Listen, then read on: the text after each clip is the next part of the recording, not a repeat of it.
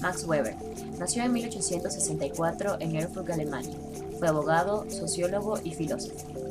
A pesar de ser reconocido como uno de los padres de la sociología, Weber nunca se vio a sí mismo como sociólogo, sino como historiador. Para él, la sociología y la historia eran dos empresas convergentes.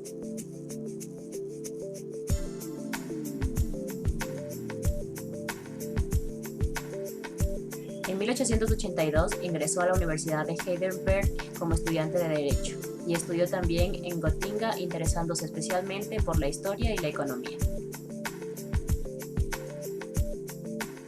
En 1917, Weber escribió una serie de artículos de prensa titulados Parlamento y Gobierno en una Alemania reconstruida.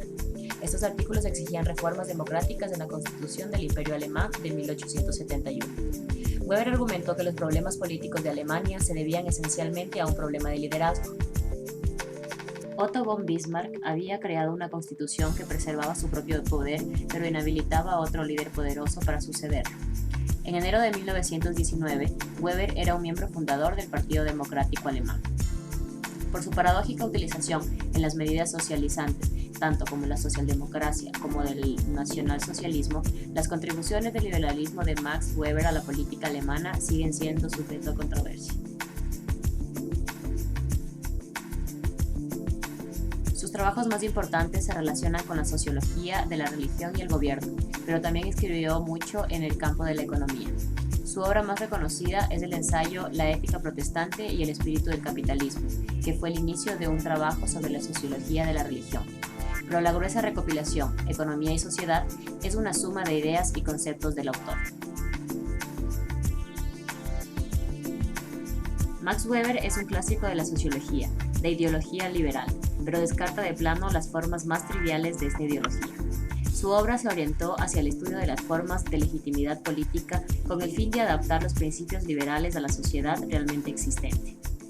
Su obra tiene como clave interpretativa el retraso económico del capitalismo alemán en comparación con Gran Bretaña, pero ya en desarrollo capitalista, este careció de los rasgos clásicos de la modernidad, y para Weber la conducción del desarrollo capitalista no puede quedar en manos de un grupo social en decadencia.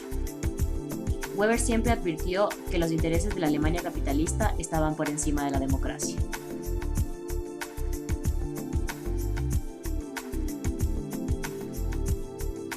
Acción social. Una acción social es toda acción que tenga un sentido para quienes lo realizan, afectando la conducta de otros. Se entiende por acción una conducta humana en la que el individuo que la produce la establece con un sentido personal. La acción social es referida a la conducta de otros. Tipos de acción social. La acción social se orienta por las acciones de otros, sean pasadas, presentes o futuras. No toda acción es social. Por ejemplo, no lo es la acción externa en referencia a objetos materiales, tomar un objeto con las manos o comportamiento religioso. No todo carácter entre los hombres es de carácter social. Racional con arreglos a fines. Actúa racionalmente con respecto a fines el que orienta su acción según el fin, los medios y las consecuencias. Toma en cuenta conductas de objetos, como por ejemplo tomar el autobús.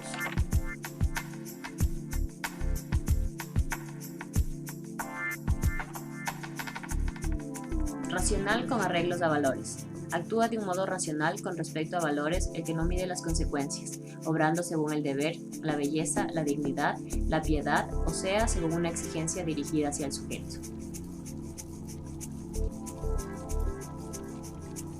Afectiva. La acción afectiva es consciente y el sentido de la acción no radica en el resultado, sino en la propia acción.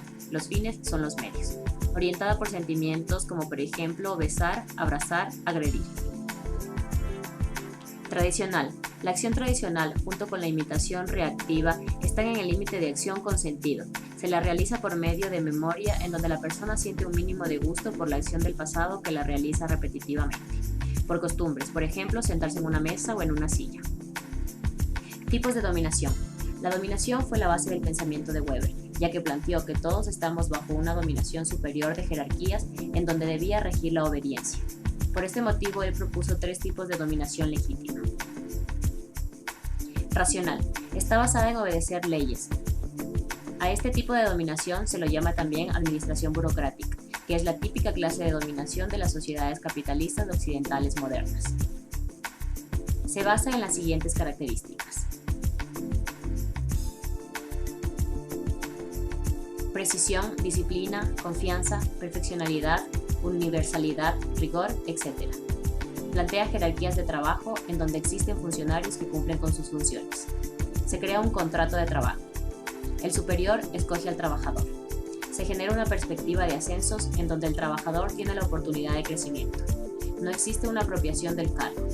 Subordinados se encuentran bajo una vigilancia administrativa.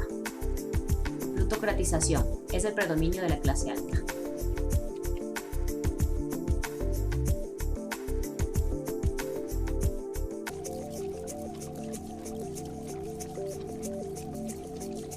Tradicional.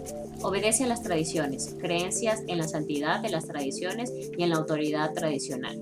Es la típica de las sociedades con un capitalismo muy atrasado. Y también plantea a dos tipos de originarios de dominación: la gerontocracia, que está dada por la tradición, los viejos, y el patriarcalismo, que es la autoridad de una sola persona. Plantea las siguientes características: el soberano no es superior, sino que pasa a ser un señor personal. Funcionarios pasan a ser servidores. Existe una fidelidad personal más que un objetivo en común. No obedece a las normas, sino a la persona. Existe un libre contrato y el ascenso es regulado. Dentro del tipo de dominación tradicional se plantean tres formas más de dominación, y estas son patrimonial, sultanista y estamental.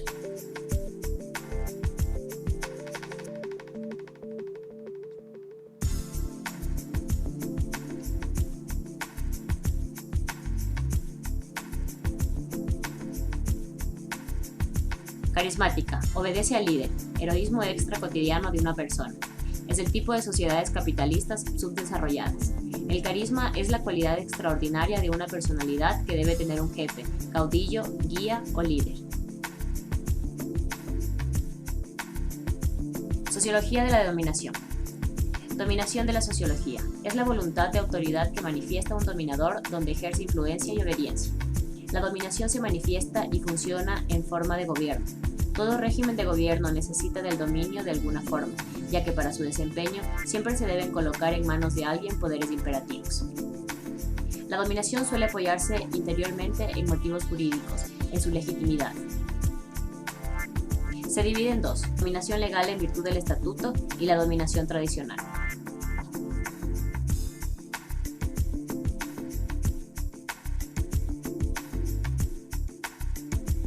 Conclusiones. Podemos concluir que Max Weber fue quien dio paso a una teoría de burocracia para satisfacer el manejo de las empresas, el mismo que define a la burocracia como una organización eficiente por excelencia que tiene como fin resolver problemas de la sociedad como también de las empresas.